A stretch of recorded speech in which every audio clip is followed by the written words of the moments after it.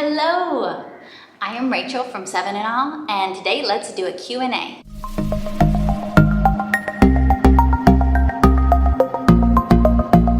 So here at 7 and All, we are celebrating 5,000 subscribers.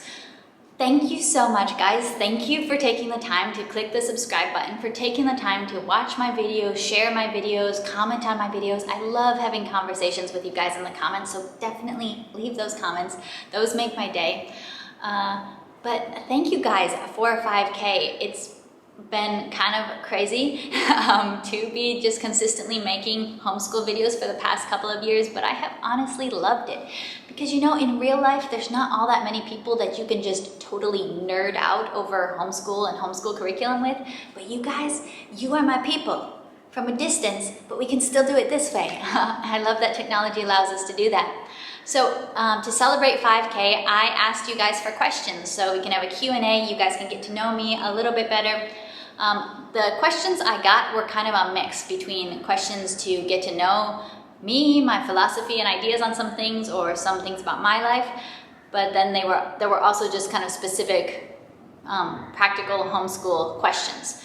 So I'm going to be answering as many as I can. I'm going to try to be pretty efficient with this, but let's get started. And I will leave timestamps for the different questions, so if you're looking for a specific question, you can do that. And yeah, thanks for your questions. Thanks for subscribing. Thanks for getting me to the big 5K. And first question.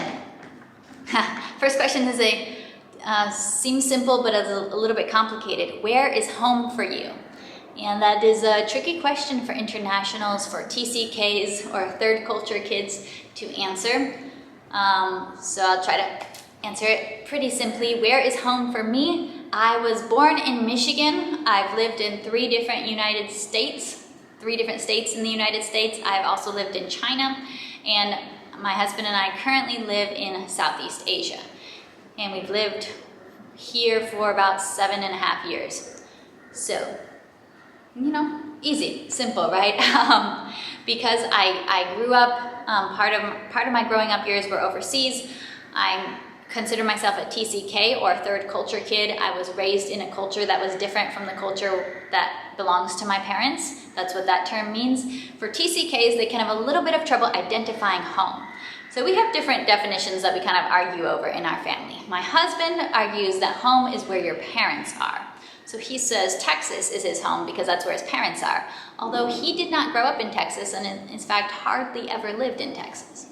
My sister says that home is wherever you're sleeping, and our family tends to kind of use that terminology, because if we're on vacation and we're staying in a hotel, we'll basically call that hotel home.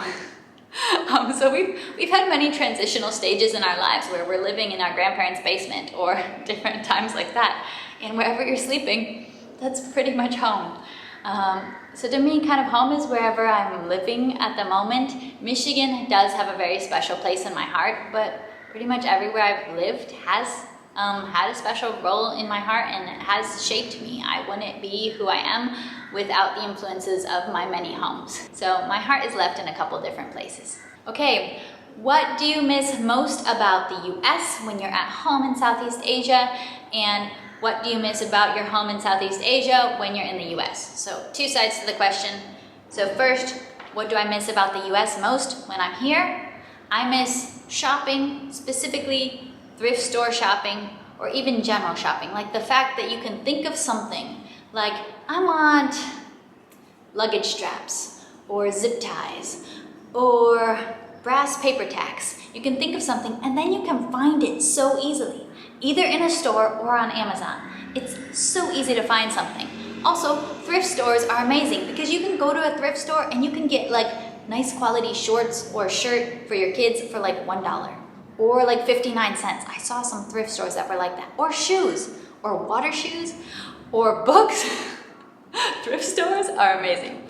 I miss those. Shopping is not nearly so easy here. If I want to make Rice Krispie treats for some reason, I want to make Rice Krispie treats, I might go to 3 or 4 grocery stores and still not find marshmallows. Like, there's just certain things. Like sometimes tortillas, you might go months without finding tortillas anywhere.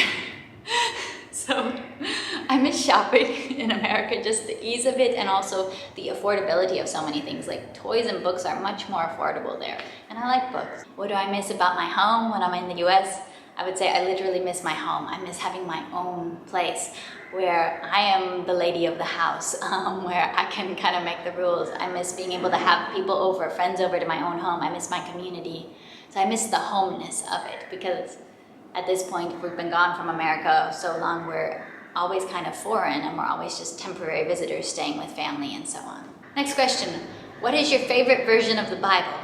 I'm guessing whoever asked this kind of picked up on the fact that I'm some kind of Bible nerd. I'm not sure we're supposed to have favorite versions of the Bible, but mine is the NASB, New American Standard Bible. That is largely what I grew up on, so the language of it is it's very familiar. It's the verses I've been reading since I was a young child. It is a very literal translation, which literal is not the best translation in all cases, but I like it. I think Tim Mackey from the Bible Project described the NASB as something like English has never been written or used before or since the NASB. It is unique. It is not exactly the most normal English you've ever read, but I do love that one. It's not the only version I use. There's benefit to using multiple versions, but we can have favorites, right? Okay. Next question, how do you handle kids who will not stay on task? So this is likely referencing homeschool tasks. One thing I'd like to mention on this is I think sometimes parents have too high expectations of being able to leave their kids, physically leave their kids, go somewhere else, do something else, and have the kid stay on task. Just a lot of kids are not developmentally ready to stay focused on a task without, some presence close to them, keeping them accountable toward that task. Kids are not ready for that for actually a surprisingly long time. I think many parents don't quite realize that you can't actually expect younger kids to stay on task without you kind of being there to kind of show them what focused attention looks like. When you are getting distracted, then they're like, hey, I can just leave this table and go do something else, or I can just start scribbling a cute picture in my notebook.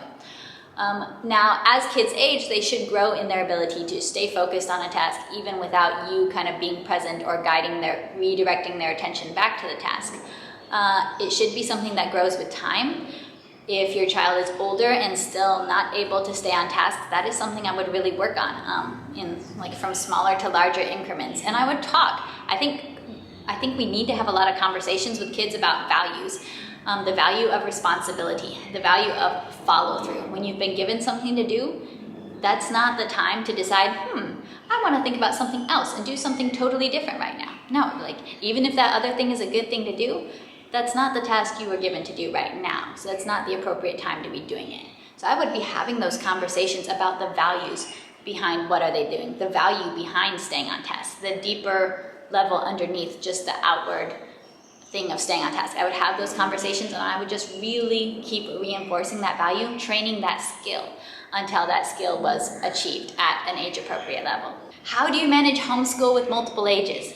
I feel like this is a super popular question. There are a lot of YouTube videos about this. My kind of thoughts on this are, homeschool with multiple ages is a lot like parenting with multiple ages. How do you parent with multiple ages?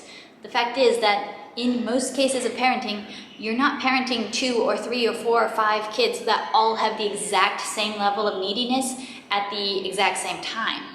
Your kids, there are such things as multiple births, but in most cases, besides, twins, triplets, you are having kids, your kids are at different levels and different stages of need. You won't have 5 newborns all needing you at a newborn level at the same time. By the time you have 5 kids, some of them are older and they don't need you as much as your newborn does. It's the same thing with homeschool. You're not typically homeschooling kids at an equal level of needing you and having a lot of kids. So, having 1 kid changes your life. Homeschooling 1 kid changes your life. Having 2 kids is another huge change. Homeschooling 2 kids is a huge change. Having 3 kids and homeschooling them all, that's a huge change. But once you get to that 4 kids and beyond, it's really not as exponential of a change. Once you start adding more people to the family and your other older kids are growing up, you have other people to be involved. When you have 4 kids, you're gonna have a kid who's old enough to sing the alphabet songs or to play a little number game with your youngest kid. It's not all on you anymore. When you're still in the stage of you have just little kids, you probably aren't gonna have all that many yet when they're still super little. You might if you have your kids super close together. But for the most part, by the time you have multiple kids, your oldest will be like 5 or 6 or 7. They will be older and a little bit, they're not going to be needing you for every single thing in life anymore. So do keep that in mind, that just it does not get exponentially harder the more kids that you add to your homeschool or to your family. And just know, like, different kids will need different amounts of you and different amounts of time and attention at different seasons and times in the homeschool. That's very natural. So what does education mean to you?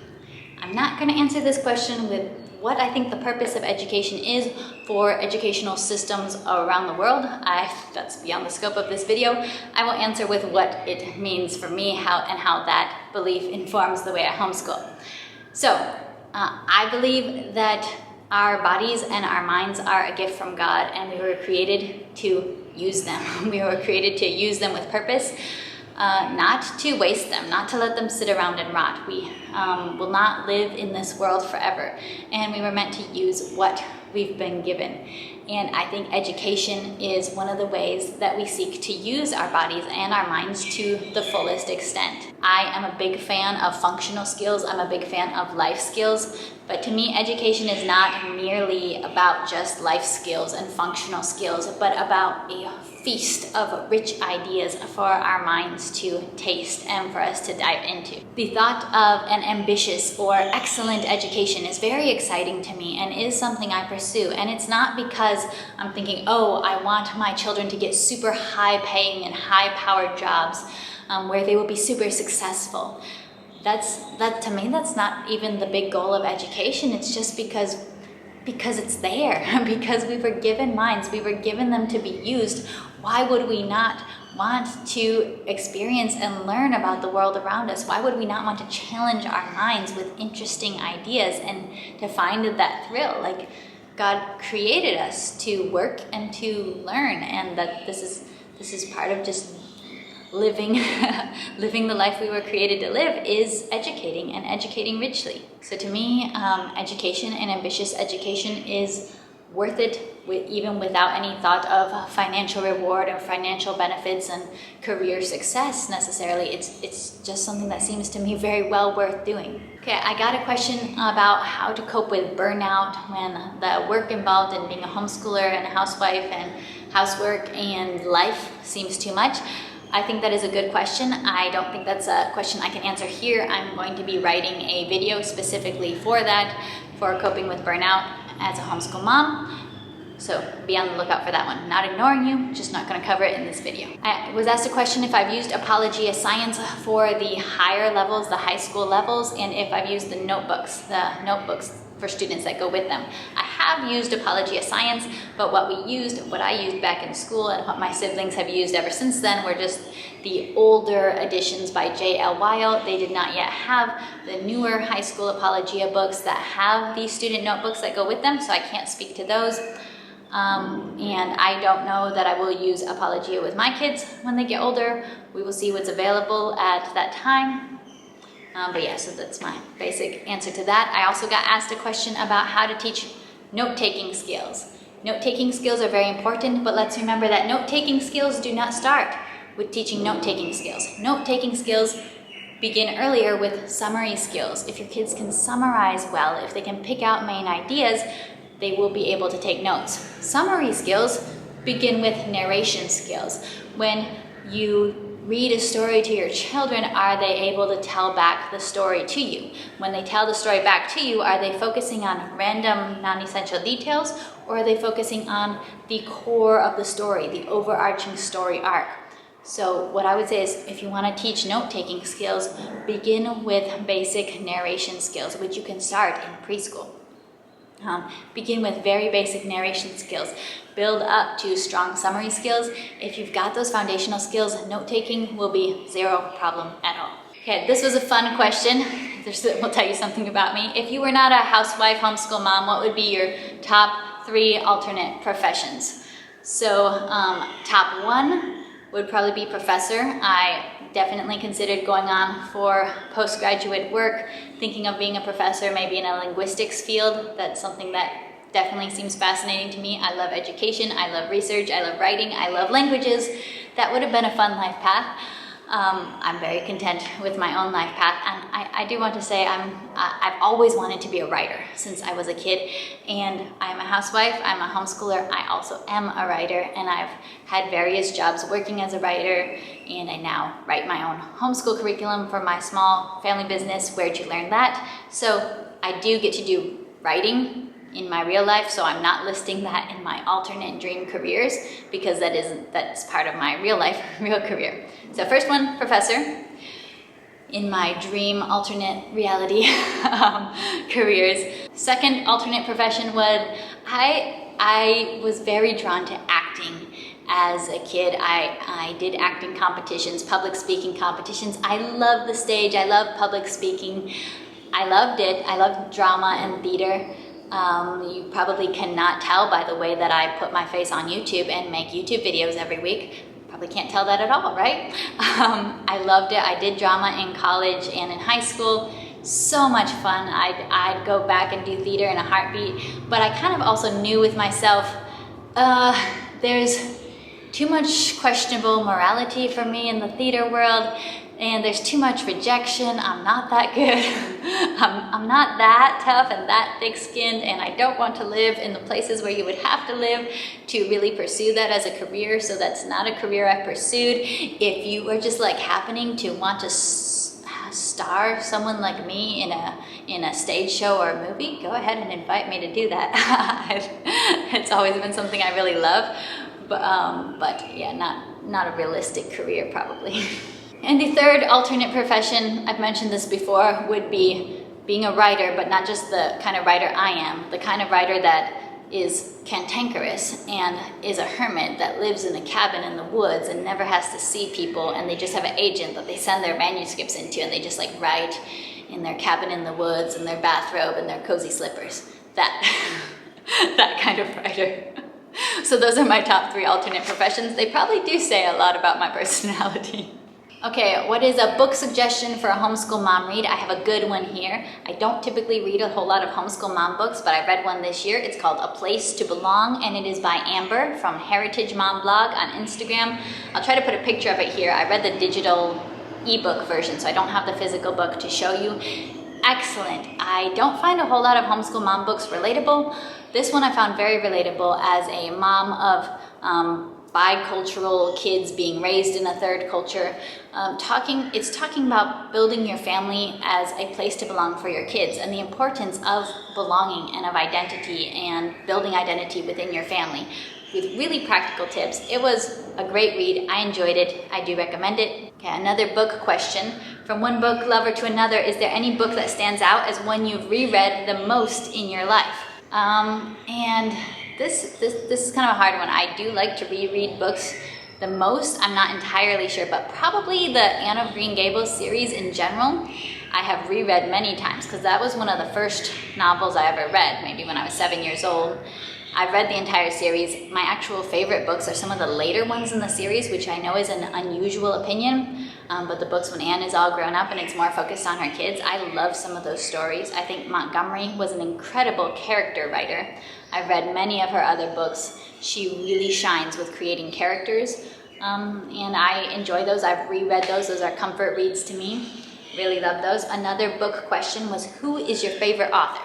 This might sound super cliche, but I feel like it's justified. My favorite author is C.S. Lewis, but hear me out, don't just roll your eyes. I've read way more than just his Narnia, Chronicles of Narnia series. I've read The Abolition of Man, I've read A Grief Observed, Surprised by Joy, Till We Have Faces, Mere Christianity, Screwtape Letters, The Great Divorce. I've read most of what he has published. I've read books of his letters. I think he was a very rare person with an incredible gift for language, an incredible gift with sentence creation. Like sometimes I just read one of his sentences and I'm just like, this is just so delightful with the art in the sentence itself. But not just that, but the message and the brain and the ponderings and thoughts on faith, which is something so important to me, that those meshed together are an incredible combo. He deserves all of the kind of acclaim that he gets as a favorite author.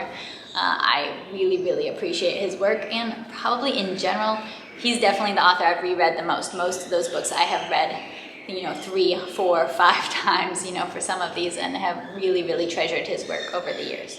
Okay, biggest advantage and biggest disadvantage of your gifted brain. What do you see as the biggest advantage, biggest disadvantage? And thank you so much for asking this question, because this is not my favorite subject to talk about. I always feel like I kind of come across as an arrogant jerk when I talk about this, and I don't like feeling like I come across that way.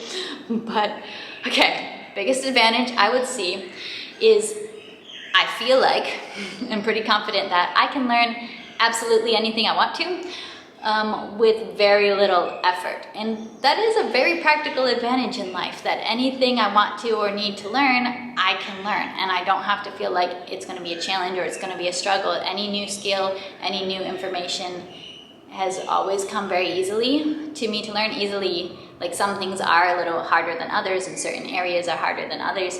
But in general, if I want to learn it, I can. That is just practically a huge advantage. If I need to take a test, I know I'm going to do good on that test. That's nice. That's kind of cool. That makes life kind of easy in many ways, that it comes easily to you. Now, there are flip sides to that even if I could learn it easily, there can be struggles with motivation of, I'm just genuinely not interested in this. And if you can't even motivate yourself to spend 5 minutes learning this, then you're not going to learn it. There are some flip sides to that, but I do see that as a big advantage. In a very practical way, it does make life easy when you learn really easily and when you remember everything. My super memory is always super helpful to my family, super helpful to my husband, and everyone who knows me, they know, just ask Rachel and she'll remember the birthday, where the keys are, where we bought this thing, every random fact you need to know, I probably know it. That's so kind of in that area, that's the big advantage. The biggest disadvantage, I would say, is teamwork. Needing to work on a team can be very challenging, and you can be at a very big disadvantage when your brain just moves too fast, because like the way you're supposed to solve a problem in a team setting is, you present the problem, you talk about the problem, talk through different ideas, and come up with a solution together. And that is a really, really painful approach when your mind has skipped all those steps, found the solution, and you are also very confident, so you are just convinced that your solution is the best and you want to do it, and you have to seemingly waste all this time going through the steps and the procedures of working with other people, which I do realize that this is valuable. This is what I'm saying. I'm not trying to come across as an arrogant jerk. I realize that teamwork is very valuable. That's one of the reasons that it is hard. I don't just ignore it. I do work through it, but it is a harder thing for me. Group projects in college were very challenging. My very first group project I ever did, I was a freshman, first semester, I was assigned to work with 2 other guys on this paper. So, okay, we made a plan. They have their part, and I have my part. I just went ahead and wrote the whole paper because I was a little bit worried that they weren't going to get me their parts of the paper on time. So I ended up writing a whole complete paper. And I was assigned to be the one to print it out and turn it into the professor because I had a printer. So when you own a printer, you're always the one who does that. They finally got their parts of the paper to me like late at night on the last day before we turn it in. And I look at what they turned in, and it's just they turned into me, it's just a piece of junk. I'm like, this is awful. I cannot turn this into the professor. And it's like, I already wrote the paper. It's already amazing. What you turned into me was a piece of junk. So I'm like, I'm just gonna turn in what I wrote. So I did. And we got 100% as a group. This is why teamwork can be a challenge for me. And maybe that was an extreme example, but in my experience, it hasn't been that abnormal. It can be hard to work with other people. But I work on it. And I don't always just take easy solutions, like just do it all myself. I try. Okay, this was a cool question. What extracurricular activities are worth investing time and money into during the primary years?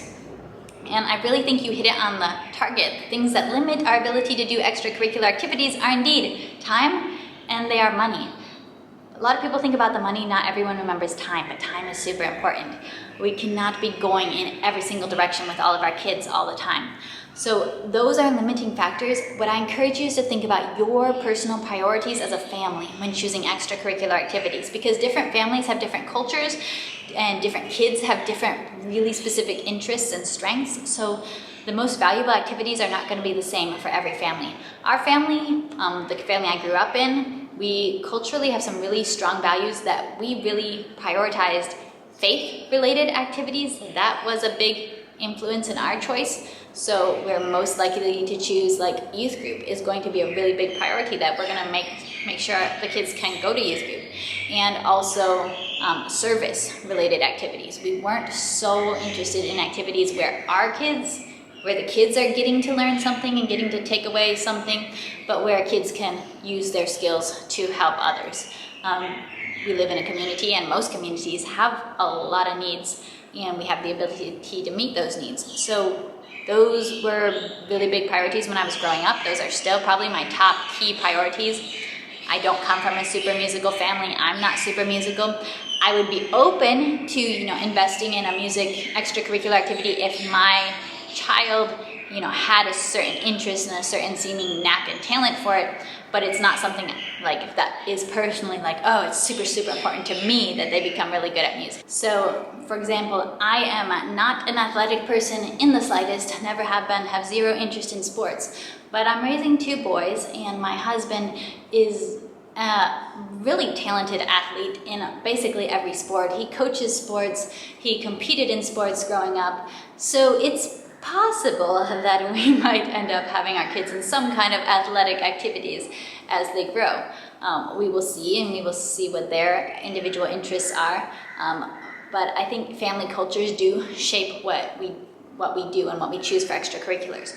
Our main kind of extracurricular outside activity right now is the fact that I volunteer at a tutoring center. And I do consider that my kids' main extracurricular activity. That is where their consistent friendships come from. They've known the kids that I teach for their entire lives since my kids were born. So that is their source of consistent friendship, time spent with other kids. And it does fit with my family's values, with my values, that it's not something necessarily about my kids. It's not something about it's about what they can get out of it and what they can learn from, but it's an opportunity for us to kind of serve together as a family. Serve and like my kids are little, they're not really teaching or helping all that much, although we always look for opportunities for that. But it's more important to me, say, to spend time taking my kids along with me to a place where I'm working, where I'm serving in my community, than it would be to invest that much time taking my kids to gymnastics lessons or something like that. So that's just what fits my family and my opportunities in life right now. Not everybody has the same community and opportunities. Not everyone has the same priorities. So identify your priorities, then be very, very careful and intentional with choosing your extracurriculars. Okay, this next question is slightly complicated. From your experience as a homeschooler and a parent, what subjects would you introduce at what age and stage through the primary years? So math, reading, writing, history, geography, etc. In overall, the big idea I want you to take away from this is I don't think there's an exact age when you should best introduce each subject, but I do think you should be very intentional in thinking about what subjects build upon each other and what subjects are bigger priorities earlier and what subjects can be better understood left till later. So on a couple of these subjects, I do have pretty strong opinions. I actually don't really think you ought to be teaching history in kindergarten. I think history should be taught well. I don't think we should be teaching like first a fairy tale version of history and then only later to big kids who can understand. We teach the more complex, more realistic version of history. So I just think we should maybe hold off on history a little bit till our kids are old enough to understand history. Let's spend a little bit more time at the early years in more stories and literature. Give our kids a foundation, let them grow up a little bit, and then start real history and complex history, maybe second grade or so. You don't have to have all that much history. You don't have to be doing American history in kindergarten with like just the basics, everybody's a hero, and then go on to be, no, it was actually super complicated and bloody. So that's kind of one of my ideas. Also, like teaching reading, to me, it doesn't start when you sit down and you say, okay, look, at Matt. That's not, to me, when you start teaching reading. Teaching reading starts with many, many pre-reading skills very, very early on. It starts when we're teaching a toddler. Here's a cow. The cow says moo. That's the exact same concept as here's an A. A says ah. So to me, where subjects begin being taught is sometimes not where we think they begin. Teaching reading starts much earlier than we think it does. Teaching geography starts with taking walks around the neighborhood and saying, oh, this is so-and-so's home. Oh, this is the park. Oh, how can we walk from the park to the market? And just building an awareness of where you are and where different people live and noticing differences between different places your kids get to go. That's where geography starts being taught. And that, again, that's happening with toddlers and preschoolers. So it's not something that we introduce formally only at a certain time. It's something that naturally progresses and that naturally builds. Now, foreign language, I think we should start as early as humanly possible. I've been teaching my kids 2 languages since birth. And I'm hoping by around kindergarten, 1st grade, that you start introducing a 3rd language, which will be more of their traditional foreign language. I would like to introduce Chinese to them, but we've been doing Spanish and English since birth. And that is because little kids are so much better at learning languages than big kids. So please, if you take anything away from my channel, it's that you don't have to wait till high school to introduce a foreign language, and in fact, if you don't, you will probably be more successful with that foreign language. Another thing is, a lot of people really want to focus only on like reading, writing, arithmetic in the early years and save the more arts subjects for later.